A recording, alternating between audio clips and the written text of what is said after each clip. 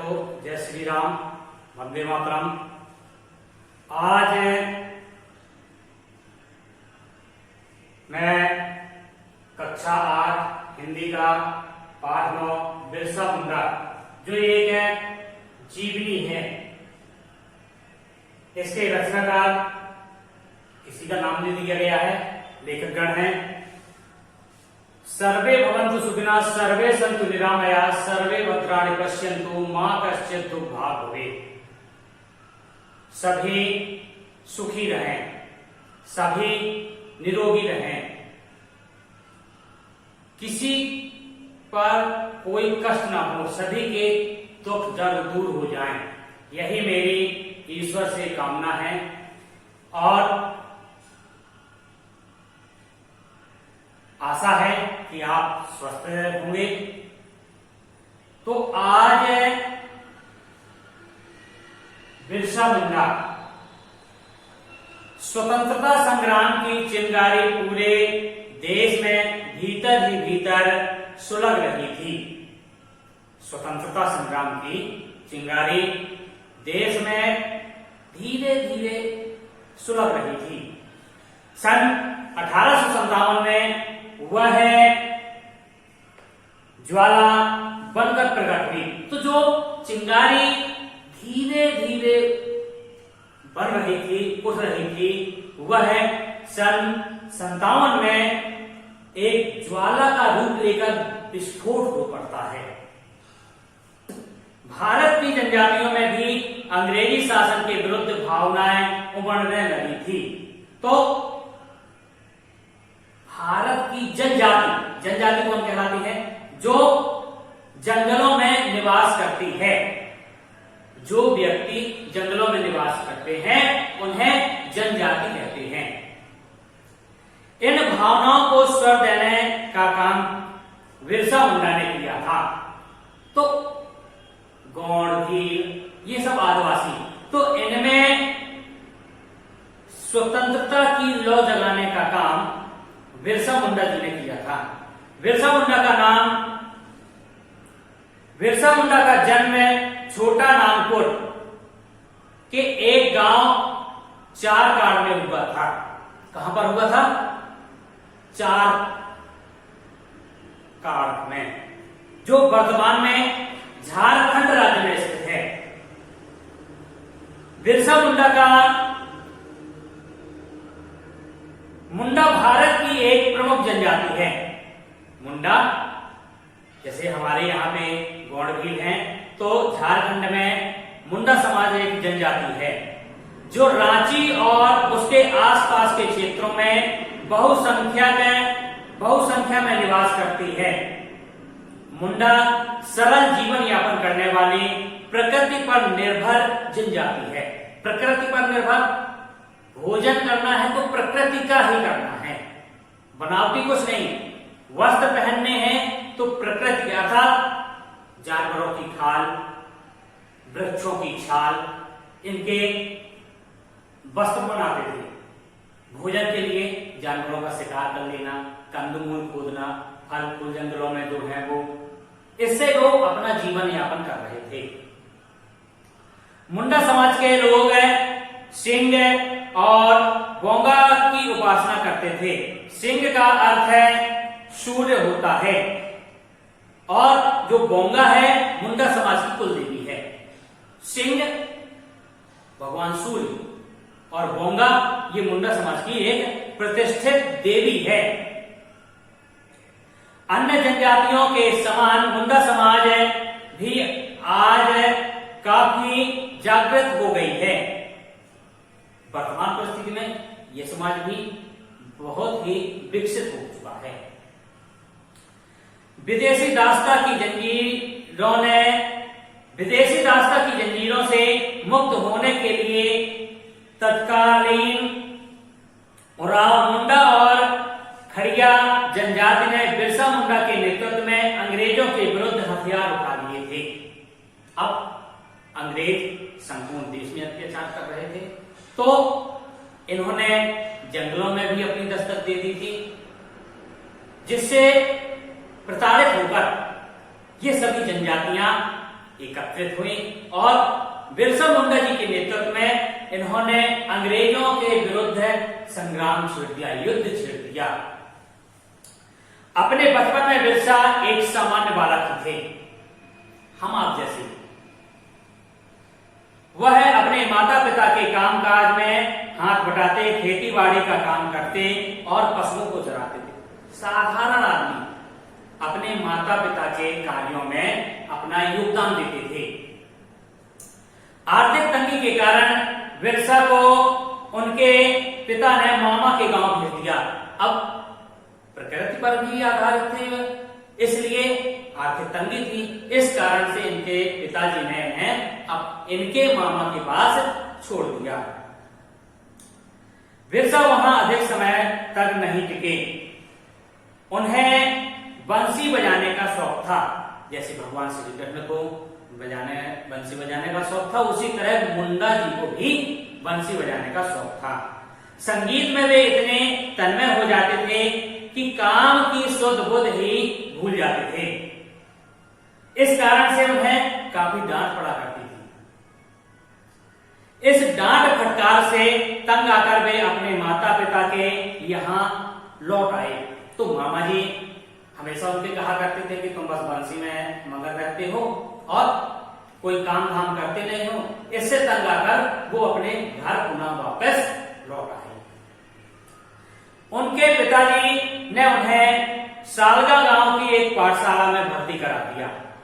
सालगा गांव था, वहां की पाठशाला में उन्हें एडमिशन दिला दिया गया, जहां से उन्होंने प्रारंभिक परीक्षा उत्तीर्ण की।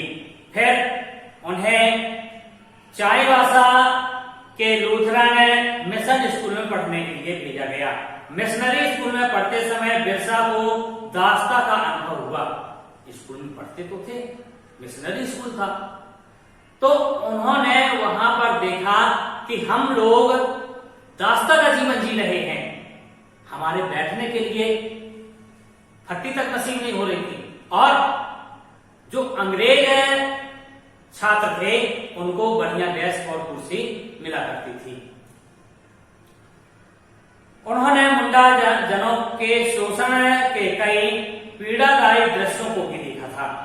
बिरसा ने अंग्रेजों के कारनामों पर टीका टिप्पणी करना प्रारंभ कर दी। हस्तक्षेप करने लगे कि हमें जमीन पर क्यों बैठाया जाता है, उनके बराबर हमें क्यों नहीं बैठाया जाता है। हर क्षेत्र में वो टोकते रहते थे। स्कूल प्रबंधकों को बिरसा का यह आचरण अच्छा न लगा। उन्होंने बिरसा पर बहुत दबाव डाला कि वह आलोचना करना बंद कर दे। बिरसा पर दबाव डाला गया कि आप ये हमारे विद्यालय की आलोचना नहीं करेंगे, आलोचना करना यहां पर सख्त मना है। किंतु वे सत्य पर दृढ़ बने रहे। परिणाम स्वरूप उन्हें विद्यालय से निष्कासित कर दिया गया। वो नहीं माने।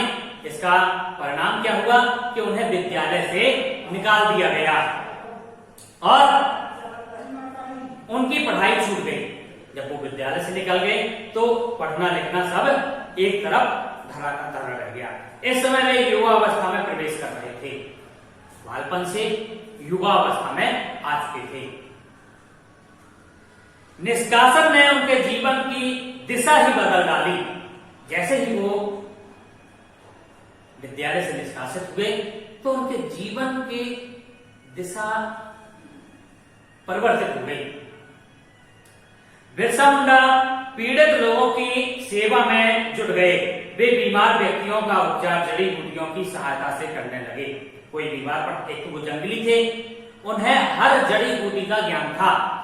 तो जैसे कोई बीमार पड़ता था तो वो देखने जाते थे और उनकी दवा करके उनको स्वस्थ कर देते थे।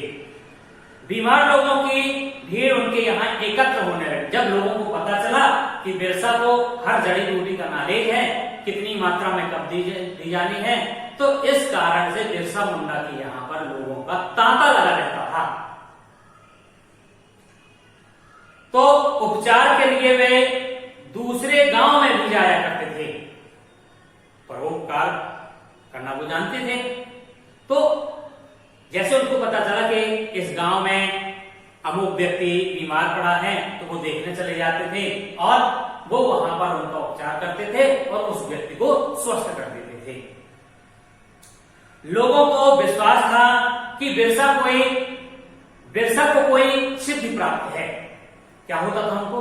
लोगों को अब विश्वास हो गया कि ये कोई देवदूत है। बिरसा के कारण ओझा लोगों का काम चौपट हो रहा था। जो जादू टोना झाड़ फूक किया करते थे उनका काम बंद होने लगा, उनकी दुकान बंद होने लगी। एक गांव में जब चेचक फैली तो ओझाओं ने गांव वासियों से कहा बिरसा के कारण यह बीमारी फैली है। अब उस समय होता क्या है कि चेचक की बीमारी फैल जाती है तो जितने ओझा थे उनको एक सुनहरा मौका मिल गया।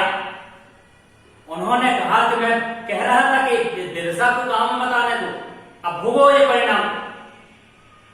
ये चेचक की बीमारी बिरसा के कारण ही आई, भगवान का श्राप है ये।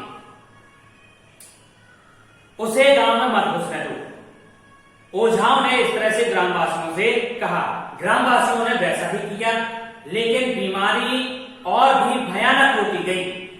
अब ये कोई भूत प्रेत वाला चक्कर होता तो ठीक होता, अब ये तो है चेचक की बीमारी। तो यह विकराल रूप धारण करने लगी। इससे प्रताड़ित होकर, परेशान होकर ग्रामवासियों ने पुनः बिरसा के सामने प्रार्थना की। बिरसा ने गांव में जाकर लोगों को जड़ी बूटियां दी, उपचार किया और स्वस्थ रहने के नियम भी बतलाए। उसके बाद तो बिरसा ने चिकित्सा करने के साथ साथ उपदेशक के रूप में भी कार्य करना प्रारंभ कर दिया। अभी तो बिरसा दवा बस दिया करते थे, अब उन्होंने उपदेश देना प्रारंभ कर दिया। कैसा उपदेश? कि हमें अंग्रेजों की दास्ता स्वीकार नहीं करनी चाहिए, ओझाओं की बात नहीं माननी चाहिए, हमें स्वस्थ रहने के लिए काम करना चाहिए और यदि कोई बीमारी होती है तो हमें जड़ी बूटियों से ही इसका उपचार खोजना चाहिए, ना कि किसी ओझा के पास जाना चाहिए।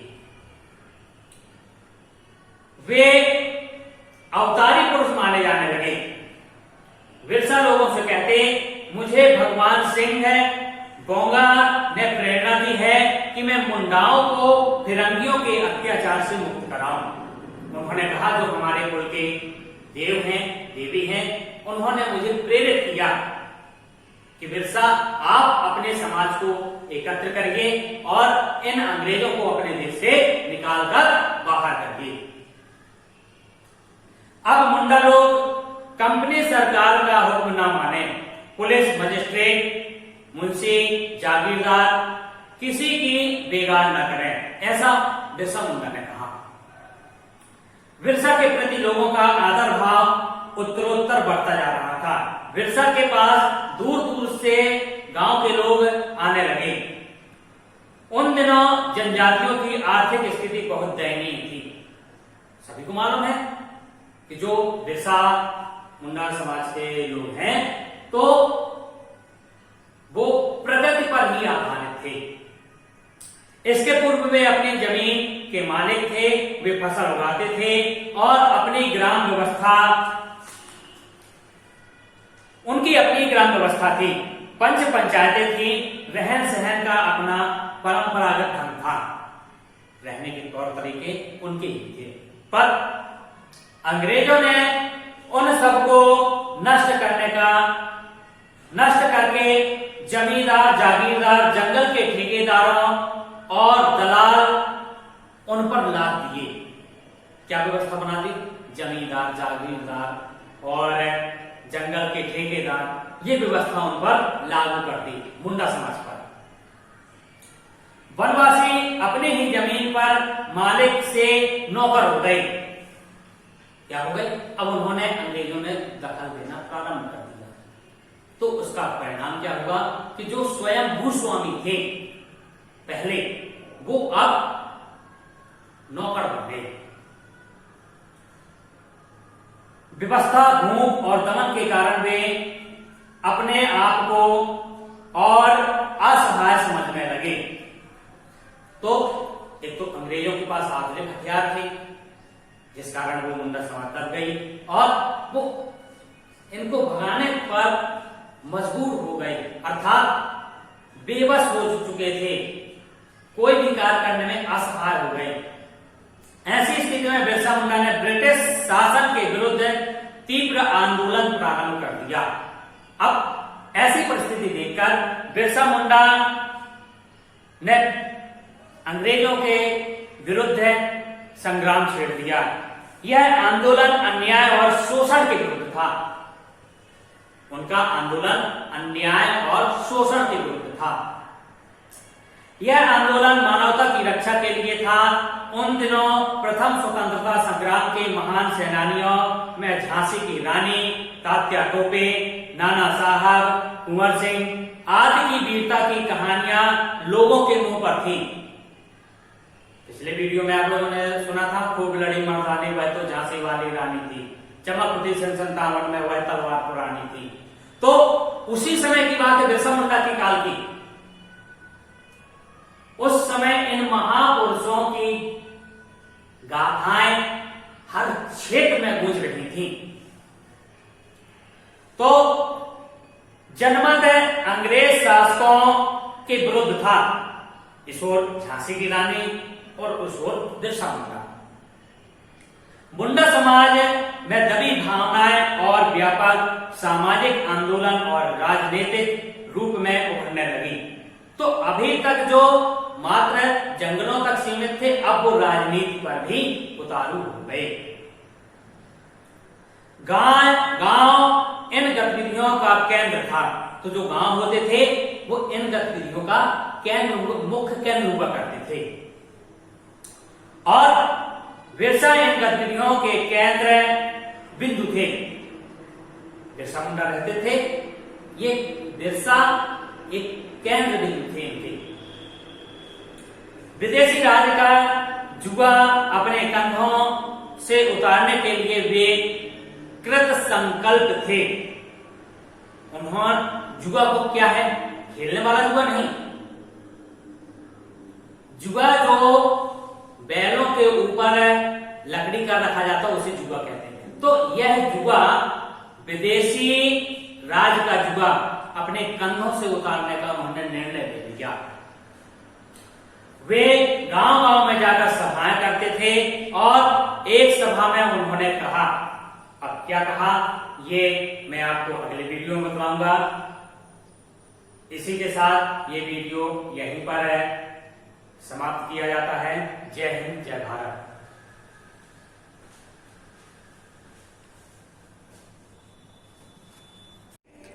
आप निरंतर आगे बढ़ते रहें। यदि आपको यह वीडियो अच्छा लगा हो तो लाइक, शेयर, यदि नए हों तो सब्सक्राइब करना ना भूलें।